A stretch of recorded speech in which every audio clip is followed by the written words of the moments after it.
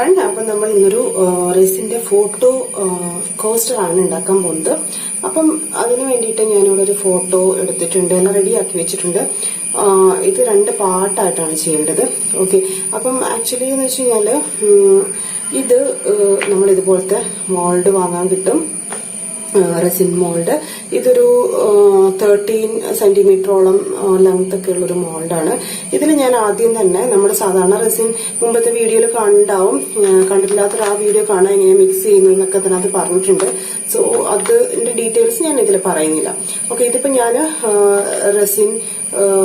റെസിനും ഹാർഡനറും mix ചെയ്ത് വെച്ചിട്ടുണ്ട്. അതേപോലെ യെസ്റ്റർഡേ നൈറ്റില് റെസിനും ഹാർഡനറും മിക്സ് ചെയ്തിട്ട് വൈറ്റ് പെയിന്റ് കൂടി മിക്സ് ചെയ്തിട്ട് ബേസ് ഒരു ചെറിയൊരു ലെവലിൽ ഞാൻ ഇട്ടിട്ടുണ്ട്. അതൊരു ഇത്ര വലിയ കോസ്റ്ററിന് ഞാനൊരു 45 ml എടുത്തിട്ടുണ്ട്. 45 ml എടുത്തിട്ടാണ് ബേസ് ഒഴിച്ച് വെച്ചിട്ട്, എന്നിട്ട് ഞാൻ ഇപ്പം ഫോട്ടോ ഒട്ടിച്ചാണ്. ഫോട്ടോ ഞാൻ സ്റ്റിക്കർ ഫോട്ടോസ് ആണ് ഉണ്ടാക്കിയത്. സ്റ്റിക്കർ ഫോട്ടോസ് ഉണ്ടാക്കിയിട്ട് ഇതിനകത്തേക്ക് ഇപ്പൊ ഞാൻ നന്നായിട്ട് അറ്റാച്ച് ചെയ്ത് കൊടുത്തിട്ടുണ്ട്. ഈ ഹാർട്ട് ഷേപ്പ് ആയതുകൊണ്ട് ആ ഷേപ്പിൽ തന്നെ എടുത്തു വെച്ചിട്ടുണ്ട്. ഓക്കെ, ഇനിയിപ്പോ ഇത് ഞാൻ ഇതിന്റെ ടോപ്പ് കോട്ട് ഇടാൻ പോവാണ്. അപ്പം നിങ്ങൾക്ക് കാണിക്കാം എങ്ങനെയാണ്. അതിന് വേണ്ടിയിട്ട് ഇത് എഗെയിൻ ഞാനിവിടെ റേസിൻ മിക്സ് ചെയ്ത് വെച്ചിട്ടുണ്ട്. എല്ലാവരും മറക്കരുത്, ഗ്ലൗസ് ഇടണം, മാസ്ക് ഇടണം. ഓക്കെ, ഞാനിപ്പം ഗ്ലൗസ് റിമൂവ് ചെയ്താണ് വീഡിയോ എടുക്കാൻ വേണ്ടിയിട്ട്. അപ്പം ഇത് റെസിൻ, ഇതിപ്പോ ഞാൻ ഈ ഒരു സൈസ് കോസ്റ്ററിന് വേണ്ടിയിട്ട് ഫസ്റ്റ് ബേസ് ഞാൻ പറഞ്ഞല്ലോ 45ഓളം എടുത്ത് വൈറ്റ് പെയിന്റ് മിക്സ് ചെയ്തിട്ടാണ് ബേസ് ഇട്ടത്. കാരണം ഇത് സ്റ്റിക്കർ ടൈപ്പ് ആയതുകൊണ്ട് തന്നെ ബേസ് വൈറ്റ് കളർ അല്ലെങ്കിൽ ഈ ഫോട്ടോ വിസിബിൾ ആവില്ല.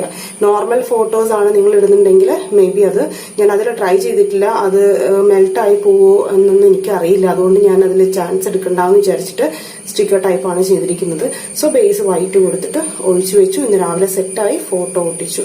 ഓക്കെ, ദെൻ ഇന്നിപ്പോ ഞാൻ എഗെയിൻ ഒരു ടോട്ടൽ ഇതൊരു 75 ml റെസിനാണ് മിക്സ് ചെയ്ത് വെച്ചിട്ടുണ്ട്. റെസിനും ഹാർഡനറും കൂടി 75 ml വെച്ചിട്ടുണ്ട് ഈ ഒരു കോസ്റ്റർ ഫുൾ ആവാൻ വേണ്ടിയിട്ട്.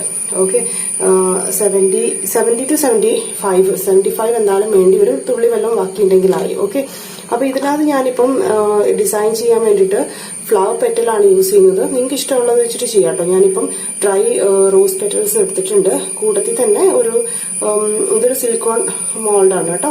അതിനകത്ത് കുറച്ച് ഗോൾഡൻ ഫ്ലേക്സും കൂടി ഇട്ടിട്ടുണ്ട്.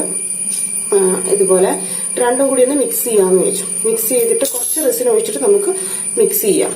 നിങ്ങൾക്ക് ഇഷ്ടമുള്ള രീതിയിൽ ഡെക്കറേഷൻ ചെയ്യാം കേട്ടോ. ഇതൊന്നും ഇല്ലെങ്കിലും വെറുതെ ഒഴിച്ചു കൊടുത്താലും മതി. ഇപ്പൊ ഞാനിതിവിടെ ഒരു കുറച്ച് എമൗണ്ട് കേട്ടോ, കുറച്ച് ക്വാണ്ടിറ്റി മാത്രം ഇതിനകത്ത് എടുത്തിട്ട് ഇവിടെ മിക്സ് ചെയ്യാനായിട്ട് എടുക്കുകയാണ്. പിന്നെ ഫോട്ടോ എവിടുന്നാ എടുക്കുന്നതെന്നൊക്കെ എല്ലാവർക്കും ഡൗട്ട് ഉണ്ടാവും. ഈ ഫോട്ടോ നോർമൽ സ്റ്റുഡിയോസിലല്ല ഉണ്ടാവുക. ഈ പ്രിന്റിങ് ചെയ്യുന്ന 3D പ്രിന്റിംഗ് ഒക്കെ ചെയ്യുന്ന ഷോപ്പുകളിൽ കിട്ടും. ഈ നമ്മുടെ ട്രോഫികൾക്കും അതേപോലെ തന്നെ ഫ്രെയിം വർക്കൊക്കെ ചെയ്യുന്ന ഷോപ്പ് ഉണ്ടാവുമല്ലോ. അപ്പം അവരുടെ അടുത്താണ് പോയാലാണ് ഇത് കിട്ടുക. ഇതിപ്പോ എന്റെ ടൗണിൽ തന്നെ 2-3 കടകളുണ്ടായിരുന്നു. അപ്പൊ ഞാൻ അവരുടെ അടുത്ത് ഒരു ഷീറ്റ് വൈസ് ആണ്. ഇപ്പം നിങ്ങൾക്ക് ഒരു ഷീറ്റാണ് വരിക.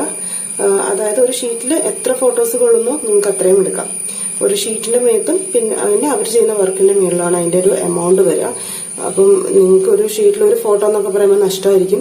അതിൽ നിറയുന്ന അത്രയും ഫോട്ടോസ് മിക്സ് ചെയ്ത് നിങ്ങൾക്ക് ഇപ്പം സെയിം ഫോട്ടോസ് വേണ്ടെങ്കിൽ വേറെ ഏതെങ്കിലും നോർമൽ ആയിട്ടുള്ള ഇതൊക്കെ ഉണ്ടാവുമല്ലോ, പിക്ചേഴ്സ് ഒക്കെ എടുത്തിട്ട് ഒരുമിച്ച് ചെയ്യുന്നതായിരിക്കും നല്ലത്.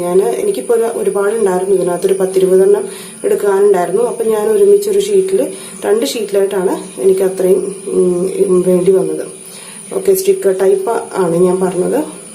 ഒരു A3 സൈസ് പോലത്തെ ഒരു ഇതിനകത്താണ് എടുത്തത്. ഓക്കെ, ഇതിപ്പം നന്നായിട്ട് മിക്സ് ചെയ്യുക. ഓൾറെഡി റെസിൻ നന്നായിട്ട് മിക്സ് ചെയ്ത് വെക്കണം കേട്ടോ. മിക്സ് ചെയ്യുക. ചില റെസിൻസ് നല്ല ബബിൾസ് ഉണ്ടാവും. ചില ഈ വട്ടം വാങ്ങിച്ച റെസിന് ഞാൻ എത്ര ബബിൾസ് കുറവാണ് കേട്ടോ. കുറച്ച് തിക്നെസ്സും കുറവാണ്. ചില റെസിൻ ഇപ്പൊ ആർട്ട് റെസിൻ ഞാൻ ആദ്യം യൂസ് ചെയ്ത നല്ല തിക്നെസ് ആയിരുന്നു, ഭയങ്കര തിക്കാണത്. ഇപ്പം അതനുസരിച്ച് നിങ്ങൾ ക്വാണ്ടിറ്റി നോക്കിയിട്ട് എടുക്കണം കേട്ടോ. അപ്പൊ അത് എടുക്കുവാണെങ്കിൽ ഞാൻ ഈ പറഞ്ഞ 50 ml എന്നുള്ളത് മതിയാവില്ല. ചിലപ്പം അതിൽ കൂടുതൽ, അതായത് 75 മതിയാവില്ല. അതിൽ കൂടുതൽ നോക്കിയിട്ട് എടുക്കേണ്ടി വരും. അഥവാ കുറഞ്ഞു പോയാലും കുഴപ്പമൊന്നുമില്ല കേട്ടോ. നെക്സ്റ്റ് ഒന്ന് എടുക്കുക, അല്ലെങ്കിൽ അത് ഡ്രൈ ആയതിനു ശേഷം വീണ്ടും ഒഴിച്ചു കൊടുത്താലും മതി. ഓക്കെ, അതിപ്പോൾ ഞാനിപ്പം ഇത് ചെയ്തിട്ടുണ്ട്. ഇപ്പം എന്താ ചെയ്യേണ്ടതെന്ന് വെച്ച് കഴിഞ്ഞാൽ ഡസ്റ്റ് ഒന്നും ഉണ്ടാകാൻ പാടില്ല, എല്ലാം റെഡിയാക്കി വെക്കുക മോൾഡ്. അതിനുശേഷം ഇതിപ്പം ഞാൻ ഈ സൈഡിലാണ് ചെയ്യാൻ പോകുന്നത് കേട്ടോ. അപ്പം ആ രീതിയിൽ ഇങ്ങോട്ട് ഒഴിച്ചു കൊടുക്കാം. കുറച്ചായിട്ട് ഒഴിച്ചങ്ങ് ബോർഡറൊക്കെ ഒന്ന് ഫില്ല് ചെയ്യാം. ഡ്രൈ ഫ്ലവേഴ്സ് തന്നെ വേണം.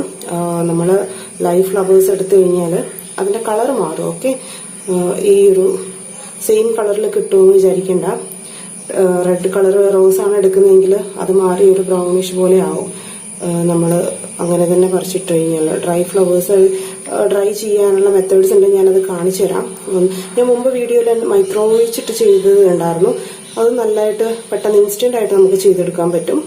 ആ വീഡിയോ ഇതിലൊരു ഐക്കാർഡായിട്ട് ഇട്ടേക്കാം, ഡ്രൈ ഫ്ലവർ പെട്ടെന്ന് ചെയ്യാനുള്ളത്. പിന്നെ അല്ലെങ്കിൽ ബുക്സിന്റെ അടിയിലൊക്കെ വെച്ചിട്ട് ബുക്സിന്റെ അടിയിൽ വെക്കുമ്പോൾ എനിക്കൊരു കളർ ഒരു ബ്രൗണിഷ് ആവുന്ന പോലെയൊക്കെ തോന്നിയിട്ടുണ്ട് കേട്ടോ. ഈവൻ ഒരു വെയിലത്ത് വെച്ചിട്ട് എയർ ഡ്രൈ ഒക്കെ ചെയ്യുമ്പം, ഇല്ലെങ്കിൽ സിലിക്ക ജെല്ലെന്ന് പറഞ്ഞിട്ട് ജെല്ല് വരും, അതിലിട്ട് വെച്ചിട്ടാണ് അതൊരു വീക്ക് ടൈം എടുക്കും അതൊന്ന് ആയി വരാനായിട്ട്. കളറൊക്കെ ഫെയ്ഡ് ആവാതെ അത്യാവശ്യം കളറിൽ തന്നെ കിട്ടും നമുക്കത്. ഓക്കെ, അപ്പം അത് ഞാൻ നെക്സ്റ്റ് ടൈം വാങ്ങിക്കുമ്പോൾ കാണിച്ചു തരാം അതെങ്ങനെയാണ് ചെയ്യുന്നതെന്ന്. ഓക്കെ, ഇതിപ്പം ഒഴിച്ചു, ബോർഡറിൽ ഒഴിച്ചു. കുറച്ച് ഇങ്ങോട്ടൊക്കെ വരും, കുഴപ്പമില്ല. നമ്മൾ മിഡില് ബാക്കി പവർ ചെയ്യാണ്. അപ്പം അത് സൈഡിലേക്ക് അങ്ങ് അത് പുഷ് ചെയ്ത് പോയിക്കോളത്. ഓക്കെ, എത്രയാണോ വേണ്ടത് നോക്കിയിട്ട് വേണം ഒഴിക്കാൻ. ഒരു കൂടുതലുണ്ടെങ്കിൽ ശ്രദ്ധിക്കണം. കണ്ടോ, എനിക്കൊരു കുറച്ച് ബാക്കിയുള്ളൂ, ഓൾമോസ്റ്റ് ആയി ഫുള്ള്. എന്നിട്ട് അതിന് ശേഷം നമ്മളൊന്നും കൂടി ഒന്ന് അറേഞ്ച് ചെയ്ത് കൊടുക്കാം. എവിടെയാണോ ഗ്യാപ്പ് ഉള്ളത് അവിടേക്കൊക്കെ ഒന്ന് പെറ്റൽസ് ഒക്കെ ഒന്ന് നീക്കിയിട്ടൊക്കെ കൊടുക്കാം.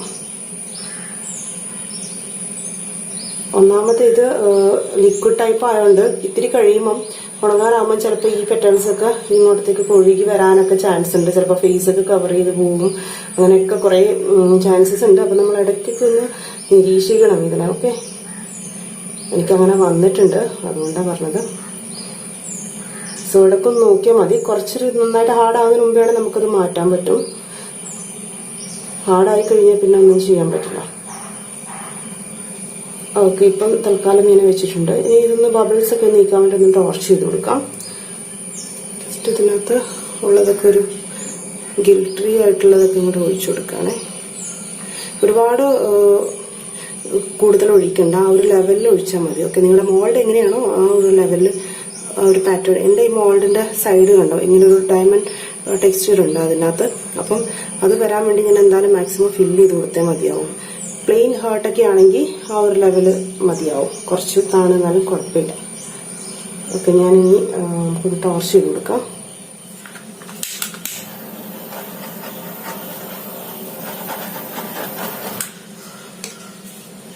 സൈഡിലൊക്കെ ഒന്ന് ഒരുപാടിട്ട് ചെയ്യരുത് കേട്ടോ, നമ്മുടെ മോൾഡ് കേടായി പോവും. ഭയങ്കരമായിട്ട് ഓവർ ഹീറ്റ് ചെയ്ത് പുകഞ്ഞു പോവും.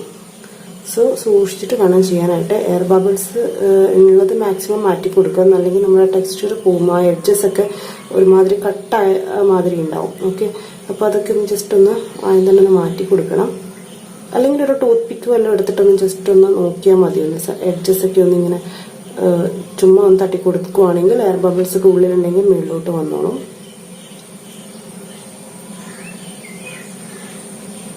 മാക്സിമം ഫേസിന്റെ അടുത്തേക്ക് കൊടുക്കേണ്ട ഫോട്ടോ ആണ് വെക്കുന്നതെങ്കിൽ, ഈവൻ കലണ്ടർ അങ്ങനെയൊക്കെ വെക്കാറുണ്ട്.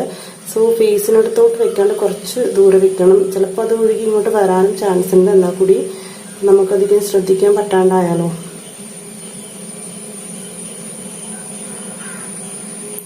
ഓക്കെ, ഇപ്പം ഇത്രയും ചെയ്തിട്ടുണ്ട്. ഇനി ഞാൻ ജസ്റ്റ് കുറച്ച് ബീഡ്സ് എടുത്തിട്ടുണ്ട്.